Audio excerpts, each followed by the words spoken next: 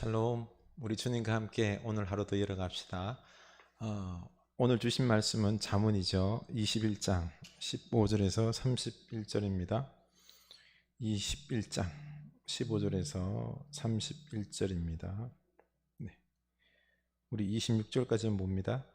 정의를 행하는 것이 의인에게는 즐거움이요 죄인에게는 패망이니라. 명철의 길을 떠난 사람은 사망의 회중에 거하리라. 연락을 좋아하는 자는 가난하게 되고 술과 기름을 좋아하는 자는 부하게 되지 못하느니라. 악인은 의인의 속전이 되고 사악한 자는 정직한 자의 대신이 되노니라. 다투며 성내는 여인과 함께 사는 것보다 광야에서 사는 것이 나으니라. 지혜 있는 자의 집에는 귀한 보배와 기름이 있으나 미련한 자는 이것을 다 삼켜 버리느니라. 공의와 인자를 따라 구하는 자는 생명과 공의와 영광을 얻느니라. 지혜로운 자는 용사의 성에 올라가서 그 성이 의지하는 방벽을 허느니라. 입과 혀를 지키는 자는 자기의 영혼을 환난에서 보전하느니라. 무례하고 교만한 자를 이름하여 망령된 자라 하나니 이는 넘치는 교만으로 행함이니라. 게으른 자의 욕망이 자기를 죽이나니 이는 자기의 손으로 일하기를 싫어함이니라. 어떤 자는 종일토록 탐하기만 하나 의인은 이기지 아니하고 베푸느니라. 아끼지 아니하고 베푸느니라. 아멘. 우리는 이 세상을 살아갈 때에 삶의 기준들이 다 있습니다. 여러분은 삶의 기준이 무엇입니까? 세상 많은 사람들은 그 기준이 돈입니다. 돈이 되면 그 일을 하고요. 돈이 안 되면 그 일을 안 합니다. 돈이 된다고 그러면은 좀 부정해 보일지라도 합니다. 그래서 투기와 같은 나쁜 것임을 알매도 하는 것이죠. 이 투기가 근시한 쪽으로는 내게 큰 이익을 줄 것 같은데 사실 넓은 시야로 범국가적으로 볼 때에는 큰 손해인 것입니다. 도덕적으로도 옳지 않은 것이죠. 그래서 고위공직자가 될 때에 투기의 전력이 있을 때는 큰 곤욕을 치르고 사과를 해야 되고 또 환원하며 그 원상복귀 시켜야 되는 그런 일들이 있지요. 지금 고위급 공무원들 특히 국회의원들 같은 경우는 이 투기 부분에 대해서 부동산 모든 부분들 전수조사에 들어갔습니다. 투기가 발각될 경우 그 지위에서 물러나야 하고 심지어는 다 토해내야 하는 거죠.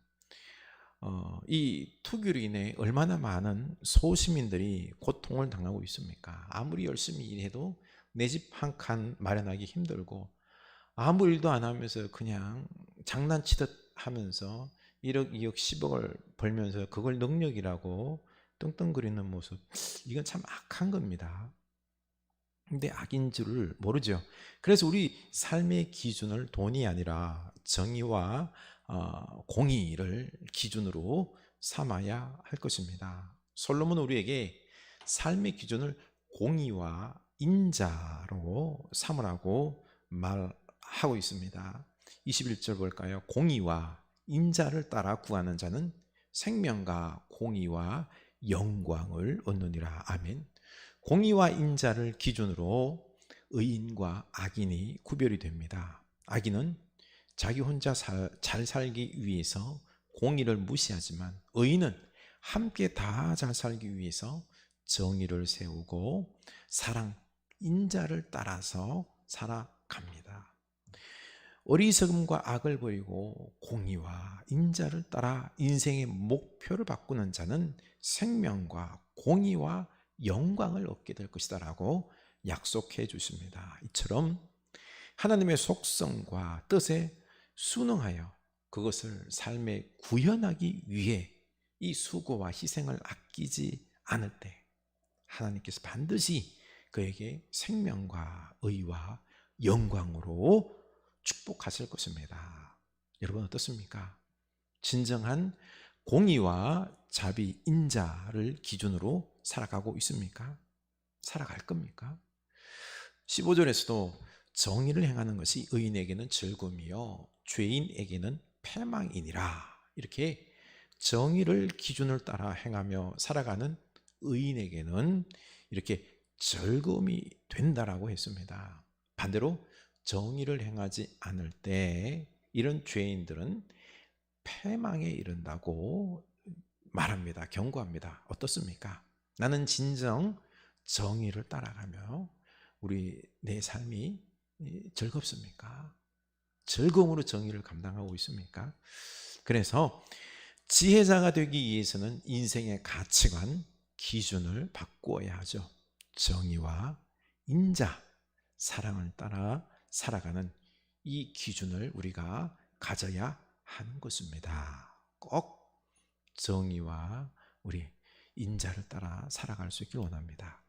그런데 우리 사회에서는 이 정의와 인자가 기준을 잡고 살아가는 지혜자가 잘 안 보입니다. 대부분이 돈, 성공을 따라 살아가고 있습니다. 이게 목적이 된 거죠. 17절 연락을 좋아하는 자는 가난하게 되고 술과 기름을 좋아하는 자는 부하게 되지 못하느니라. 오늘날 우리 사람들이 참 먹는 것에 너무 많이 심취해 있습니다. 요즘 뭐 방송 중에서도 먹방이나 그리고 고기와 맛난 것들을 먹으면서 술과 함께 즐기는 이런 방송들을 내보내고 사람들의 마음을 그쪽으로 다 쏟아붓게 하고 있습니다. 이 사람들의 이 진리를 추구하지 않은 그런 걸로 인해서 생긴 이 마음의 공허를 이 먹는 걸로 지금 다 채우고 있는 것 볼 때에 참 마음이 아픕니다. 그러고 보니 우리가 세상 살아가면서 받는 스트레스를 이 먹는 것으로 다 풀려고 합니다. 부어라 마셔라 이 기름의 맛을 즐기며 좋아하며 이런 힘겨움들을 잊어버리려고 하고 합니다. 은연중에 우리는 이 먹고 마시는 것이 이게 습관이 되어버렸고요. 삶의 목적이 되어버렸습니다. 예전에는 이런 말이 있었죠. 나는 배부른 돼지가 되는 것보다 배고픈 소크라테스가 되겠다. 요즘에는 이 말 웃지요. 그렇죠? 배고픈 철학자, 진리를 추구하는 가난한 사람, no. 나는 그냥 잘 먹고 잘 사는 이 배부른 감정의 기쁨을 따라 살겠다라고 하는 사람들이 많습니다. 그런데 성경은 이런 삶의 지혜에서 이런 삶을 거리가 지혜가 먼 사람이라고 말씀하고 있는 것입니다.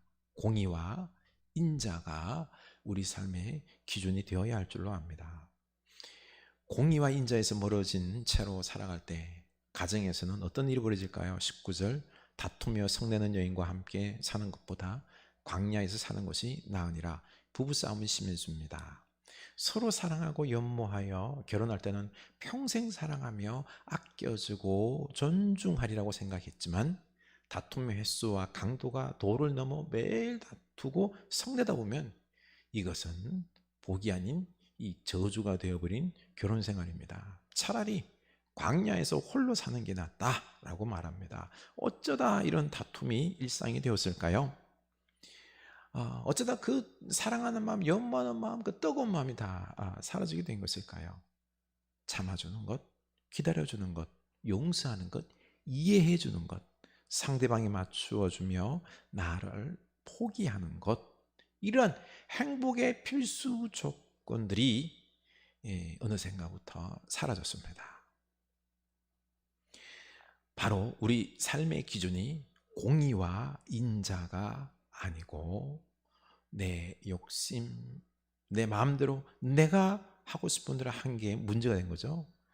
이제 먼저 우리는 삶의 기준을 공의와 인자로 바꿔야 될 줄로 압니다. 그리고 자비와 사랑으로 서로 배려하고 용서하고 감싸주는 삶을 살 때 행여 잘못을 했을 때에도 싸우지 않고 용서하고 사랑할 수 있는 것 아닙니까?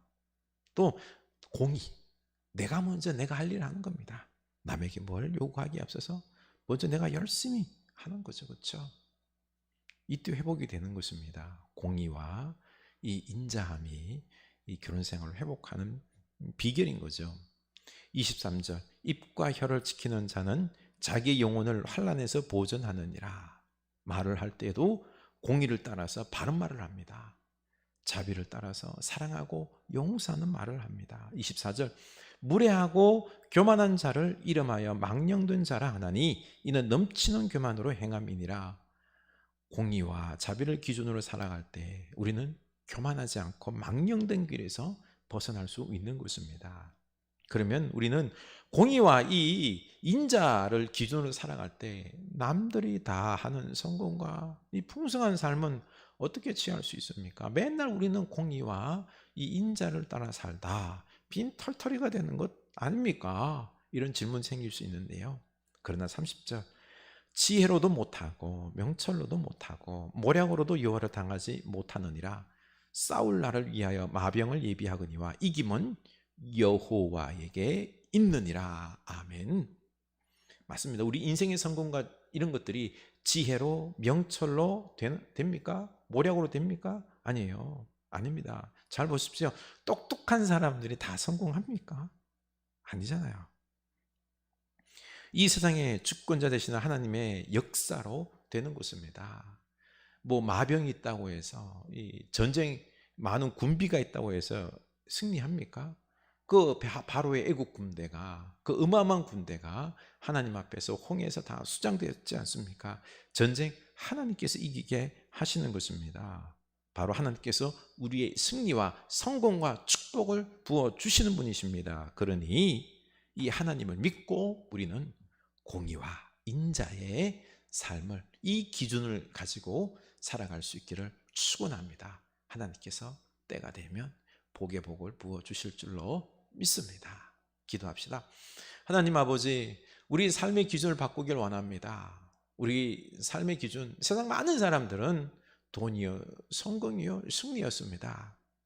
그러다 보니 주님, 이 정의 그리고 인자함 이런 것보다는요, 윤리를 떠나서 좀 우리가 옳고 바람을 넘어서 우리는 돈이 된다 그러면은 무작정 다 해버리는, 이게 우리에게 이익이 될 것 같지만은 온 사회가 병들고 거시적으로부터 우리나라가 지금 문제가 있는 부분들이 이런 투기를 비롯하여서 거짓된 삶의 모습들 속에서 싸우고 이렇게 하는 안타까움의 이 기준들 때문에, 수단과 방법을 가리지 않은 이 삶 때문에 많은 사람들이 지금 사회가 병들고 힘든 가운데 있습니다. 주여, 우리 믿음의 사람들이 먼저 삶의 기준을 공의와 인자로 바꾸어서 우리가 바르게 살아갈 수 있게 하여 주시고, 다른 사람을 용서할 수 있게 하여 주시고, 이해할 수 있게 하여 주시고, 그를 위하여 내가 좀 죽어줄 수 있게 하여 주시고, 내가 바른 길로, 그리고 또한 사랑하면서 주여 진리를 따라서 정의를 따라 살아가는